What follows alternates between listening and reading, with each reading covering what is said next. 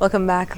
Buses that travel the West Line have this week been using the newly upgraded West Line bus terminal on the Bay Road as a test ahead of its official launch.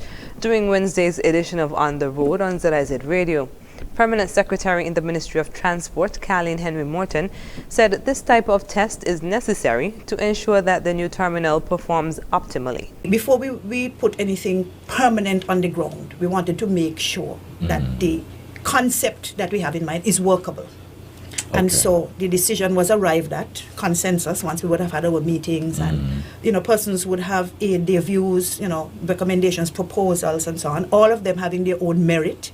We decide, listen, the best thing, as I like to say, the taste of the pudding is in the eating. And so let's have a trial run and see, once we lift what we have here on paper, we put it on the ground, how it is. We are fairly certain that it is workable. It is not we're just throwing it down and hoping, for the best. We're fairly certain, but in the final analysis, you have to roll it out. President of the West Line Bus Association, Nicholson Webster, said the association was very involved in the design of the terminal, and one of the changes will be in the way of the buses, how the buses are lined up and sectioned off as they exit the terminal. We have 4 loading areas to the front, which is the east side. So we have 2 buses on each side that would be able to load and leave. In the middle section, we have a waiting area.